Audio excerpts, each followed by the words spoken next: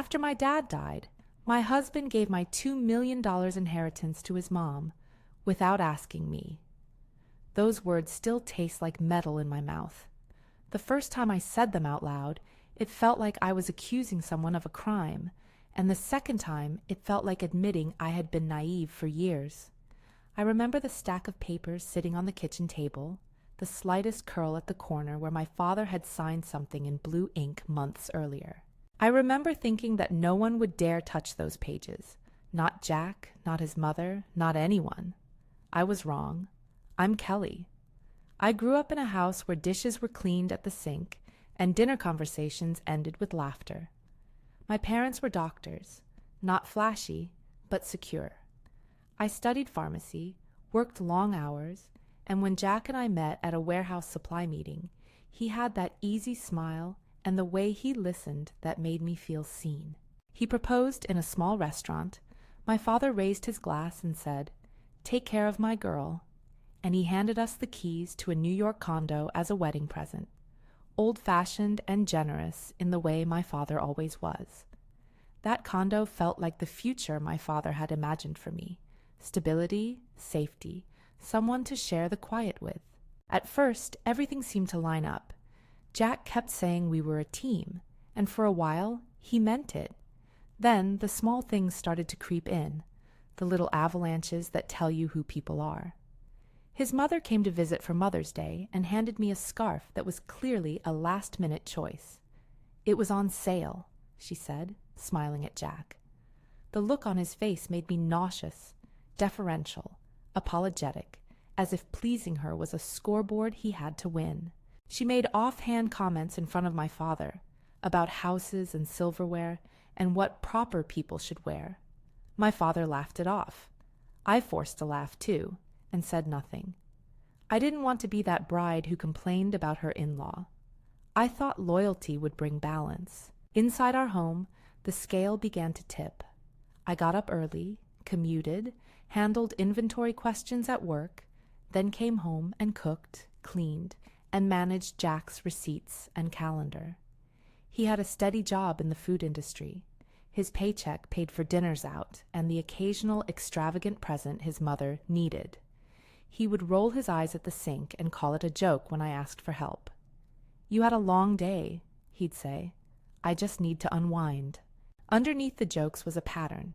My labor, emotional and physical, disappeared as if it had never existed. His mother would call, and he would do anything to keep the conversation smooth. He gave her cash on holidays, bought her things she didn't need, and never questioned her demands. He accepted her contempt for what I did for my father as if it was normal. Then my father got sick. Cancer is a thief that steals time and rearranges the world in a way that makes you notice everything you once took for granted. I moved back into his apartment to care for him. Hospital starch and antiseptic became the smell of my days. Jack visited, once, twice, but mostly sat with his phone saying, "How can I help?" And when I named a task, groceries, a doctor call, he would find a reason he couldn't. He offered money. He didn't offer his time. The disparity wasn't just practical. It was moral. My father watched, and when he could still talk, he held my hand and said, "Be brave. You're allowed to be happy." He died 2 weeks after that, and for a while the world was all edges and grief. A lawyer called about the estate while I was still walking through the motions of funeral arrangements. It sounded unreal. The estate amounted to about $2 million, and my father had left it to me. The amount felt abstract in the first days. Letters, forms, numbers on a screen. I wanted to clutch the papers because they were the last tangible thing he had left me, but I couldn't. I was exhausted in a way that makes time move through molasses. One night, after one of the first sleepless weeks, I left the inheritance paperwork on the kitchen table while I took a shower. I remember the way the house hummed, the old refrigerator, a distant taxi, nothing that would suggest anything would change. When I came back, Jack was at the table, the papers splayed out like a map he was studying. He looked up at me with that same smoothness he had used to convince my father he would protect me at every step. "I sorted this out," he said casually, as if he had organized receipts. His mother was on the phone in the living room laughing. I should tell you exactly what he did. Every form, every transaction. But the truth is messy, and legal language doesn't fit into a moment of betrayal. What I can tell you is this: he took control. He told me the money was better placed where his mother could manage it, that she had experience with investments, that our grief wasn't the time for money decisions. He said it like an explanation, not a question. He handed my inheritance, my father's last gift, to his mother. He didn't ask me. He didn't even tell me before it happened. There were bank notices later, and a wire to an account with his mother's name on it. There were receipts and shopping bags that arrived at her house. There was a party that smelled like new leather and perfume. I remember the cut of sunlight on his face as he said, "She needs this," as if the woman who had criticized the way I cleaned my father's apartment somehow deserved his generosity more than I did. The papers were still on the table like a paused argument. Rage is a funny thing. For me, it started as a hot, hollow pulse behind my sternum that made my chest ache. Then it folded into cold, strategic clarity. I couldn't flip back the grief and the nights at my father's bedside. I couldn't change the way Jack had made a decision about my life without asking. But I could act. The first practical move was the lock. Not an elegant moment. There was a locksmith, a new set of keys, and the strange grounding sound of metal turning in a new way. I remember the weight of the new key in my palm, like a small private victory. It was the smallest possible reclaiming of space, but it mattered. Next, I moved money. We had a joint account for everyday things, and I transferred an amount that felt symbolic and necessary, enough to show I was serious and to preserve some liquidity while the rest of the mess got untangled. In the end, it was about $50,000. I moved it into an account where my name alone controlled the transfers. When I told Jack I was moving money, he exploded in the way a man who thought his choices were invisible does when finally seen. He called me selfish. He accused me of abandoning our life together. He said the money wasn't his problem. His mother texted with thinly veiled accusations. "Is this how you repay kindness?" And, "You can't treat family like that." They didn't see how kindness had been worn thin into entitlement. I went to a lawyer. I sat in a small office with sand-colored walls and a cup of coffee that had gone cold. The lawyer explained things in clear sentences that felt like ropes thrown into churning water. In many jurisdictions, our attorney said, an inheritance received by one spouse can be considered separate property, especially if it is kept in a separate account and not commingled. "In your case," she said, looking at the stack of bank statements I had printed at 2 a.m, "we have a path." She didn't promise anything. She couldn't.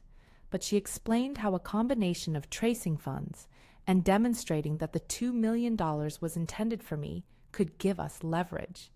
It felt incredible and terrifying at once. The law could help, but only if we were disciplined and methodical. That cafe confrontation still plays on a loop in my head. I met Jack deliberately, choosing a place where I could watch his face through the steam of coffee. I slid a divorce petition across the table like a card trick. He laughed at first, short, incredulous, the kind of laugh people use when people they love break a rule they didn't know existed.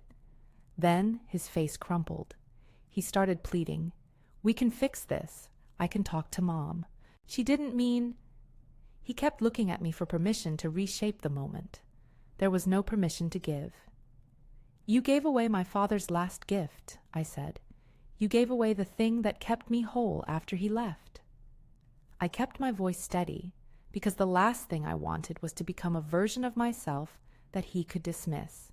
He said the money helped his mother, that she'd been lonely, that she deserved comfort.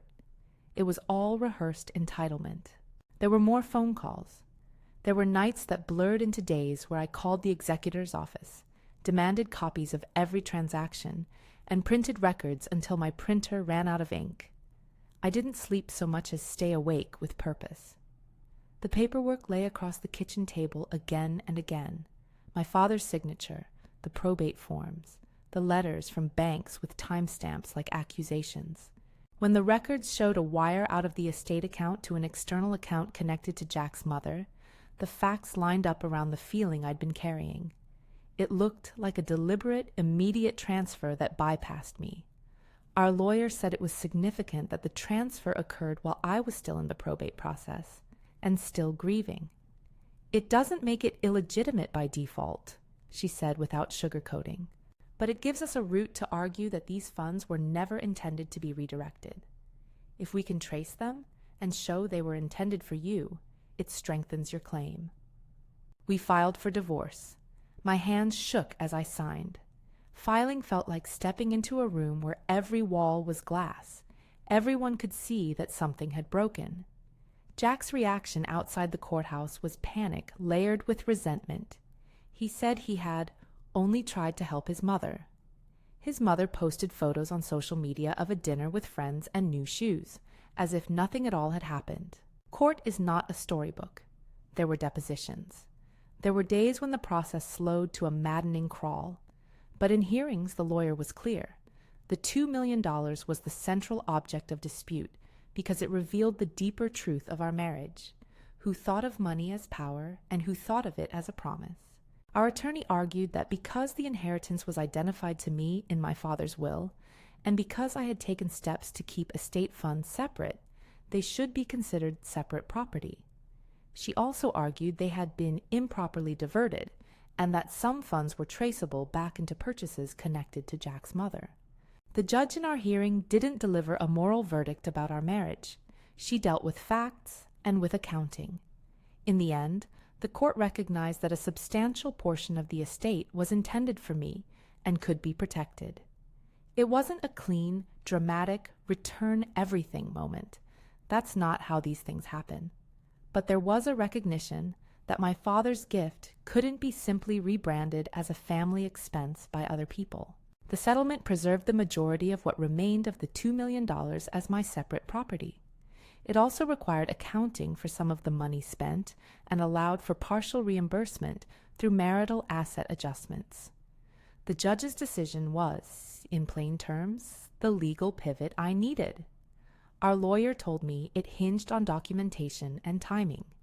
Had the money been commingled or spent in ways that benefited us as a couple, the outcome could have been different. In many places, she said carefully, inheritance can be protected if it is kept distinct. Your case had the necessary trail to make that argument. Meanwhile, Jack and his mother's life tilted. The lavish spending had not been built on an endless supply. Credit card bills arrived like letters with teeth. Friends who had enjoyed his mother's parties quietly stopped returning calls. The veneer of security they had displayed began to chip away under the weight of reality. It was not satisfying to watch their discomfort. It was simply an observation.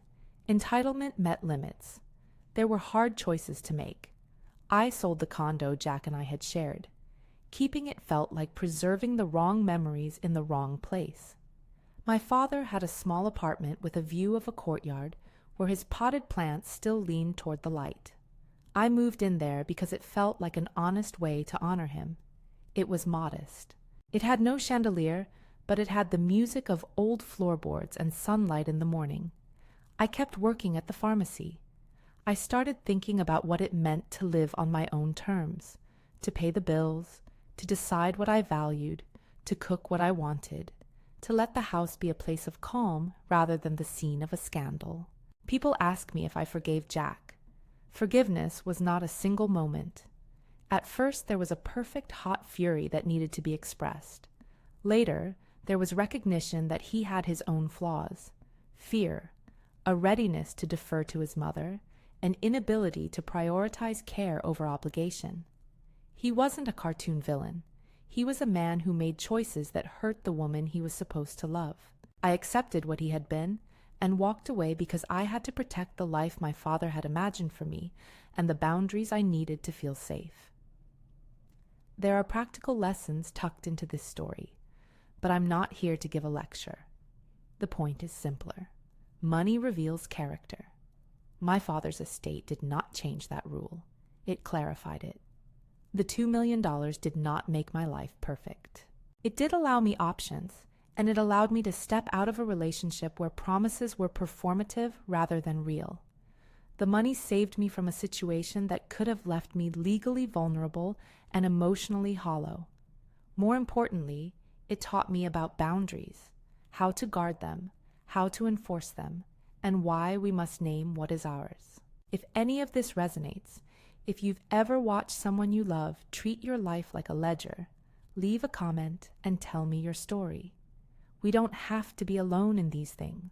After the dust settled, I spent afternoons rearranging my father's books, listening to the small household sounds, and learning how to ask for what I needed. I set up separate accounts and kept clear records, not because I'm obsessively distrustful, but because clarity is a kind of respect you pay to yourself. I started seeing a therapist who helped me untangle grief from anger and taught me how to rebuild trust in a way that didn't hinge on other people apologizing. Slowly, life stitched itself back together. What I want people to take away is not that the law is a magic wand, or that every inheritance will be protected the same way. I want them to hear that documentation matters, that evidence matters, and that you don't have to accept being erased. If you're grieving, be cautious about financial decisions made on your behalf. If you're married, watch who does the emotional labor and who controls the money. And if you ever find yourself in a situation where someone treats a gift from a loved one like a communal pot, speak up, get advice, and act. This isn't a revenge tale. It's a story about setting limits and protecting what was given to me by someone who meant everything to me. My father's generosity was intended to give me a chance to live with dignity. That's what I intend to do with it. There are days I still think about the stack of papers on the table and the way light caught my father's handwriting. Sometimes I cry. Sometimes I smile because I remember him telling me to be brave. If this story resonated with you, share it with someone who might need to hear they're not alone. If you've been through something similar, tell me in the comments. What did you do? What worked? And if you want more stories like this, subscribe. I tell these things because they mattered to me, and because money can expose the truth of a relationship faster than almost anything else. Protect your boundaries, keep clear records, and know your worth. My father taught me that, and now I live by it.